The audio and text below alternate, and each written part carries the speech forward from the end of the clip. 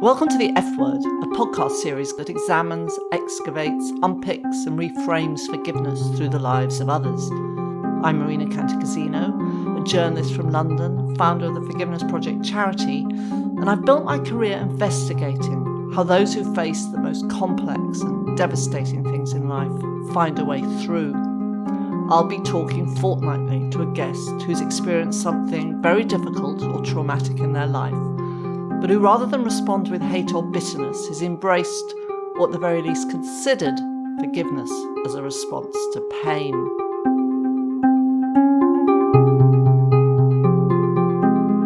So my guest today is Bjørn Ihler, and it's a real privilege, Bjørn, to have you here today. And I know you were passing through London and you're very busy, but in your schedule you found time to come in here and talk to me. So I'm really grateful to you for that. Thank you so much for having me.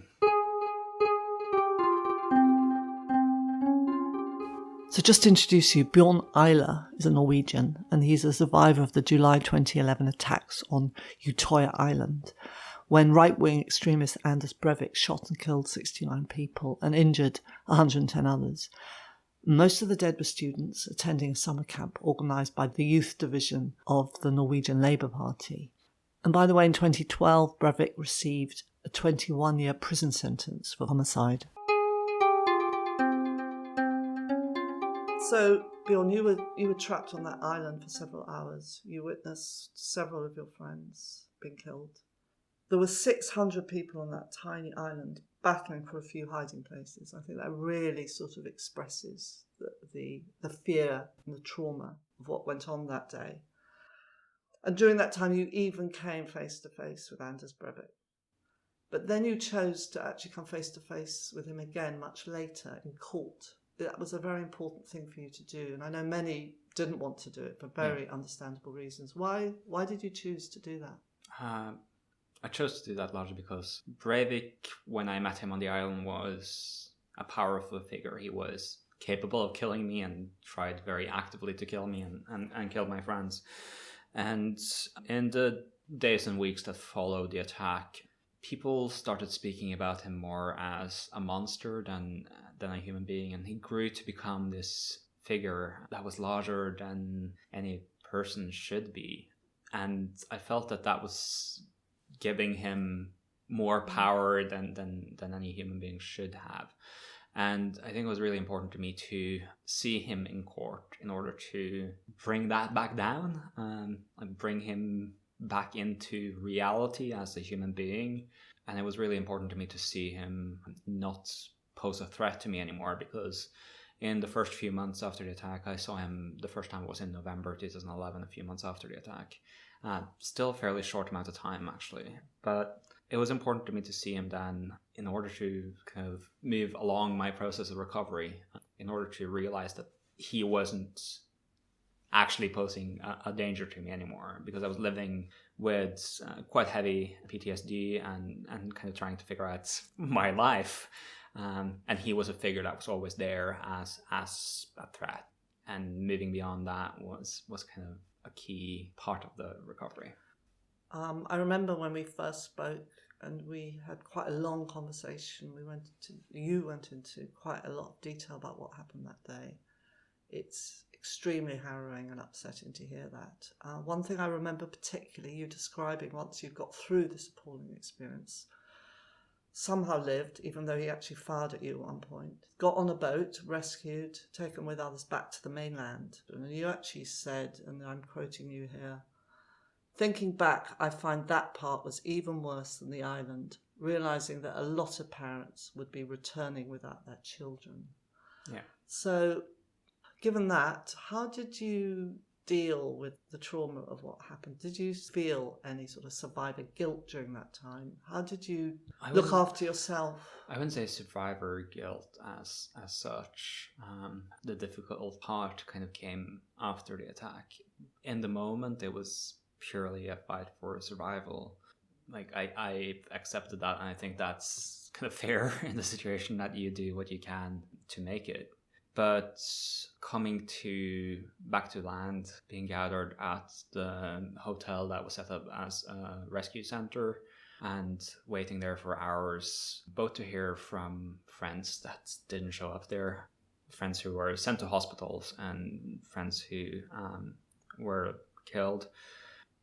That was when I kind of moved beyond just the survival phase and into thinking more consciously about what had actually happened. And then parents, not only from Oslo, but from all over the country, started arriving and searching for their children. And obviously a lot of the parents were lucky to find their children's heavily traumatized, but at least alive, while there were parents who also arrived who didn't find their kids and who were waiting and waiting and waiting in kind of the reception areas of the hotel to see if their kids showed up there through the night, or whether they would get a phone call from a hospital saying their child was there.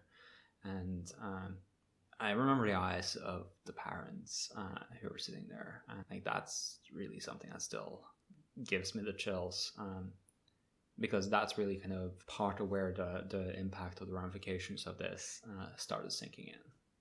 You were given some good psychological support. I was, yeah.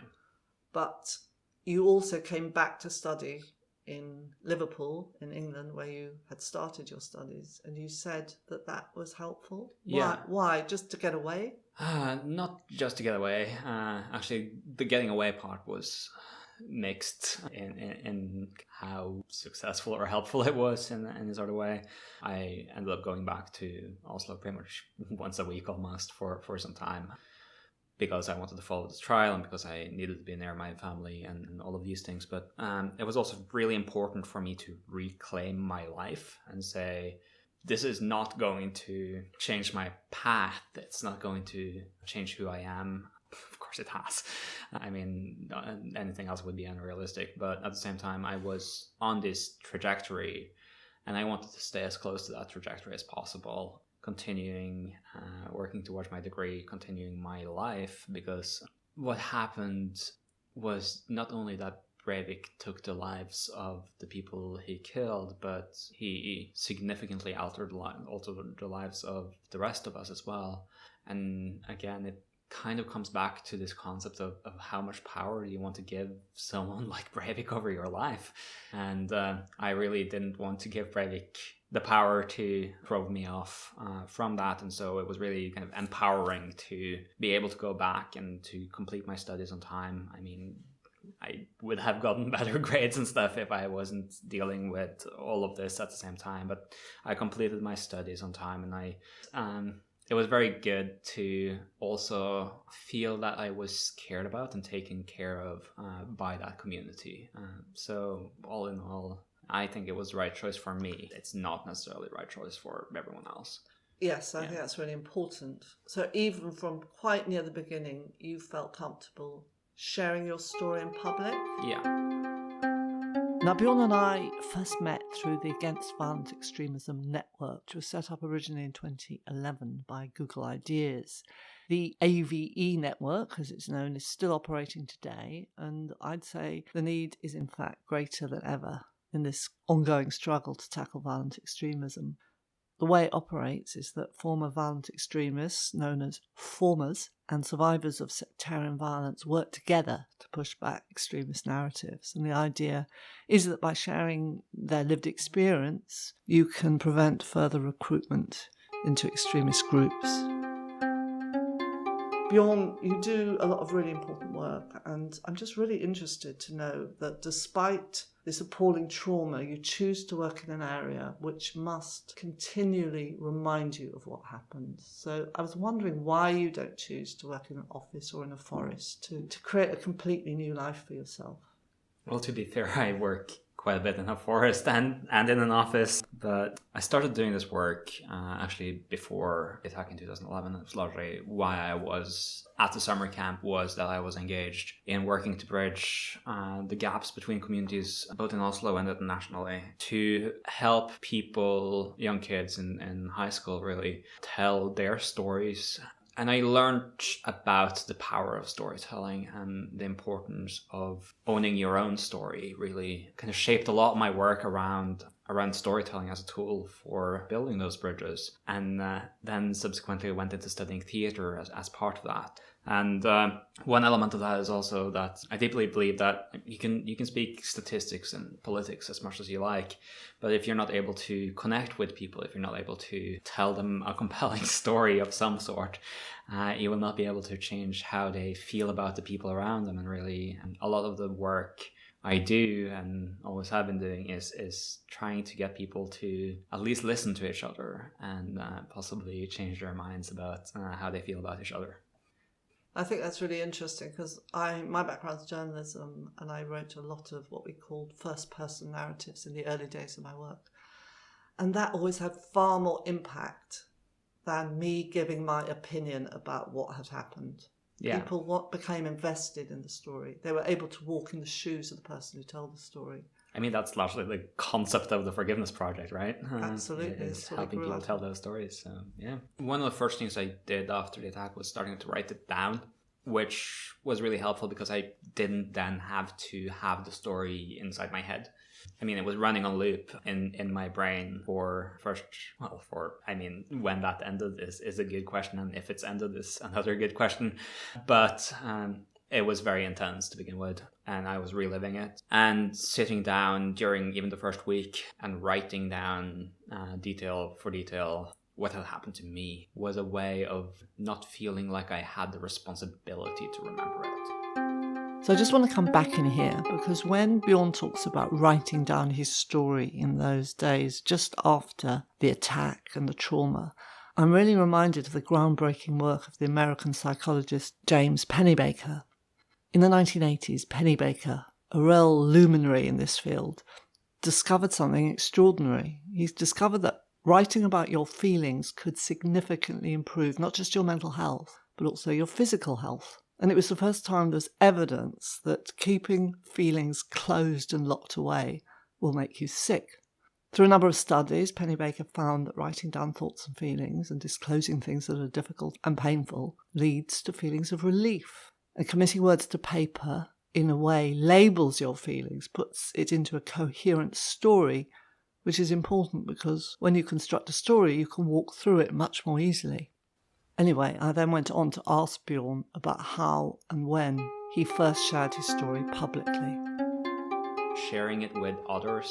I think I did a first interview with ITV as well during that first week, and sharing it as widely as possible was a way of distributing the weight in many ways, making it not just be my burden to carry, but sharing the burden, which sounds selfish in many ways, but at the same time also a way of sharing the responsibility of what happened, because Breivik was part of our society. He was a white Western man who was building his ideology on values that are more prevalent in Western society now than it was in 2011, which is deeply problematic. And so I felt it was okay to kind of share the responsibility for having the discussion about that and about the impact and effect it had on the people who were there, which of course is a devastating impact that that attack had, and the subsequent attacks, including the attack in Christchurch, the attacks in El Paso. Like there's been plenty of attacks founded in a similar ideology that have significantly altered people's lives and changed the fabric of those communities forever. And we have to have a discussion about how we deal with that, and these stories are important for that. Just coming back to the Christchurch terrorist attack, I wrote a post relating to it shortly after on Facebook and got taken to task by someone because I mentioned the name of the killer, the attacker. This person said I was giving oxygen to them and giving them what they wanted, publicity. But I know that you have slightly different views around that. Can you just explain? So I think, first of all, publicity is not primarily what these terrorists are after. It's an element of what they're after, of course, and they want to spread their ideology as far as possible and use it for recruitment. So keeping that in mind is important. But at the same time, I feel it's more important to have the discussion about them, about who they are, about the fact that these are human beings. They are similar to you and me in most ways. They come from communities that are fairly similar to the community I come from. They are largely white, angry young men, much like myself. And I think like being honest about those things means that we should also say their names. And it again comes back to also the element of power. Like, do we want these people to become figures that we are scared of saying the names of? My kind of constant reference for this is J.K. Rowling in Harry Potter. I grew up on Harry Potter. I learned reading at least 3 languages from Harry Potter. so it's a significant kind of mythology to me. But part of it is that Harry is the only one who says the name of Lord Voldemort. And I think learning from that is really important, in that Lord Voldemort has less power over Harry because he is willing to say the name. The rest of the wizarding community is afraid, they're scared, they want to face the kind of real evil. And then kind of building on that into my own life, like I had to face Breivik like I did in court, and I have to use his name. Otherwise, I start going down the path of giving him this kind of mythological figure. I don't know how to explain it entirely, but he becomes, again, more of a monster than a human. And humanizing these extremists is important, not only to see the faults in our own societies and addressing the issues that are leading to the radicalization of them, but also in order to make sure that we are able to see them as normal, but as human beings who don't have that extreme level of mythological almost power over us. You've also said, I believe that we have to recognise Breivik's humanity. I find people's efforts to dehumanize him really scary, because that's what he tried to do to us. Yes, that's another element of it, of course. I mean, Breivik saw us as less than human. He didn't realize or value as human beings. And I think that's one of the things that is recurring in all forms of violent extremism, is this dehumanization of others. It's largely about, if people are different from you, you see them as less valuable than you, which is recurring in Islamist extremism, as well as in far-right extremism, as well as in all other forms of extremism. It's what makes it possible for people to justify killing each other, and it's how Breivik rationalized to himself killing us. And I think when we start doing the same thing to extremists as they are doing to us, we are on a bad path. If we are to honestly counter extremism and not become extremists ourselves. Nietzsche or someone had a saying about, if you stare long enough into the abyss starts staring back into you. And there's really something about like the reflective nature of the way in which we often choose to deal with these evils of the world by monopolizing it and using the same level of evil to counter what we see as external evil in some sort of way, which kind of underpins all violence largely. Thank you. And I think this sort of leads on to another question around forgiveness, in the sense of just discussing the very word forgiveness in the case of someone like Anders Breivik, who showed no mercy at the time and no remorse afterwards, did unspeakable violence to children and young people. It's a very hard word to use at the best of times, but when it comes to someone like Anders Breivik, how can we frame forgiveness? Because it can always be framed in every context, and people can forgive just about anything. It's an entirely personal choice. And I know you have spoken about forgiveness. I wonder how you articulate forgiveness in this context. I mean, forgiveness is an enormously difficult word because there's so many feelings around it. I choose to see forgiveness largely in the context of reconciliation. Inner reconciliation. Yeah. So reckoning with what happened and then figuring out how to build on from there. That's been my path the entire way is, yes, this happened. It is going to change who I am in a fundamental way. It has. And that's okay. That's part of life. But then coming to terms with that and letting that not guide me onto a destructive path, but becoming a positive force, becoming something that empowers me now to work to counter violent extremism, to prevent other people from going down the paths of Breivik, using that to foster conversations that lead to healthier communities, using that to help people realize the potential of diversity and celebrating diversity as something positive in our communities, creating spaces for dialogue in which peace can be found between people who are radically different. All of these things are beautiful things that grows out of the gruesome thing that happened. And so learning from what happened has been really important in my personal experience of reconciliation. Forgiveness is closely tied to reconciliation and often used synonymously. And so like that's one way of understanding it. But at the same time, people tend to understand forgiveness as some form of, I accept what you did if I forgive you, which is not true in my understanding of forgiveness. I do not forgive Breivik in that sense. And my level of reconciliation has very little to do with Breivik.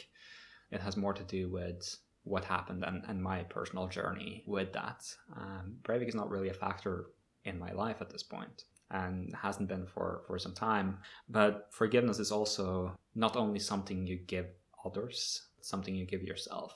Forgiveness and reconciliation for me is very much an internal process where I choose to not let this be a destructive force by not carrying it as a destructive force. Desmond Tutu said shortly afterwards, he suggested that Norway needed to forgive. Yeah. And that, in a way, you can understand why it sort of infuriated some people, some Norwegians. It was possibly worded or framed or misunderstood in some way. Do you think it was misunderstood? I think it was misunderstood, yeah. Desmond Tutu is an archbishop within a religious community that is not very present in Norway. Which is a very secular country, and the religious relationship with forgiveness is very different from the secular relationship with forgiveness, first of all. And so I think a lot of Norwegians found that very problematic. I also think the Norwegian language is different than English when it comes to how these concepts are vocalized and discussed. We do have the concept of forgiveness as tilgivelse. So that is tilgivelse, meaning forgiveness, coming from the verb tilgi, meaning to condone or pardon. And then we talked about the word for reconciliation in Norwegian. Language shapes the way we think about these things. Reconciliation is not as much used in Norwegian as a word, but there is the word forsoning, which basically is a more or less direct translation of reconciliation. But the way in which Norway likes to see itself, reconciliation is largely kind of an international peace-building process. That being closely related to forgiveness is not really something that people think about in their day-to-day lives. And so these elements were part of creating the potential misunderstandings of what Archbishop Tutu said. And I don't think that was Desmond Tutu's intent, and I don't think he necessarily understood kind of the depth of the cultural miscommunications that might occur there. And I think a lot of Norwegians were upset and went straight to being upset rather than trying to understand what Tutu was actually trying to convey, which I think was more aligned with his own process of reconciliation after apartheid, is what he's known for. Yes, and one of the things I've noticed from talking to people like yourself, Bjørn, is that a really important part of the healing process is around meaning making. And by meaning making, I don't mean that you make sense out of what has happened, because sometimes these things can be senseless, crazy.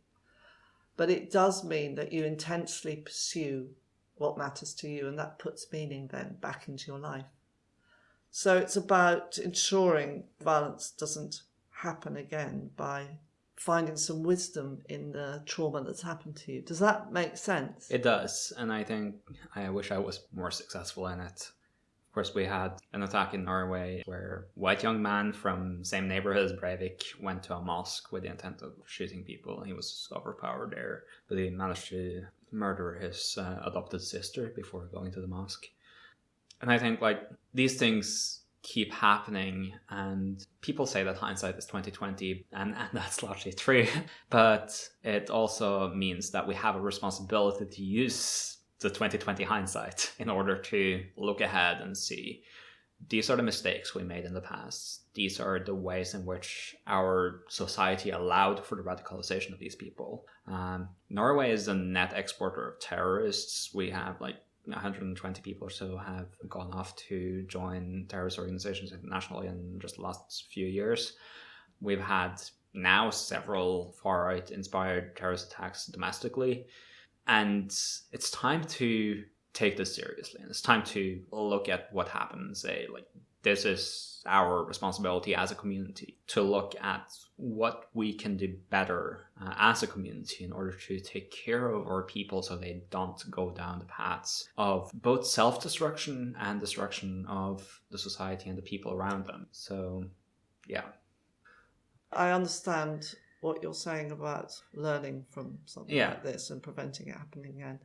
But I think this meaning-making thing is about putting meaning back into your life. Your life could have been frozen at that point. Yeah. But in some sense, you've used what happened to you to create value in the world. Yeah. And I think creating value in the world is kind of my way of creating value in my life, really.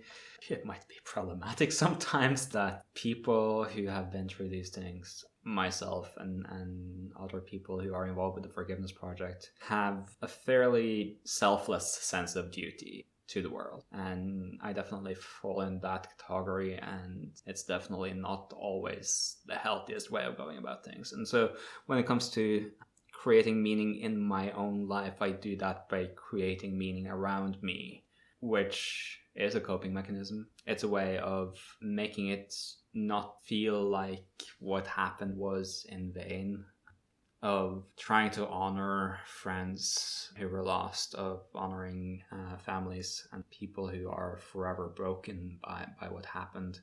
I wish I had a better answer in terms of how that's in any way sustainable to me personally, but the meaning that I create for myself is kind of the meaning I try to create in the world. Working with former violent extremists, whether Islamist extremists or far-right supremacists, it's a very powerful thing, isn't it? I've seen it firsthand. There's some sort of incredible ingredient, if you like, that comes together when people who have been hurt work with people who used to hurt others. Yeah, I think that's a very powerful path.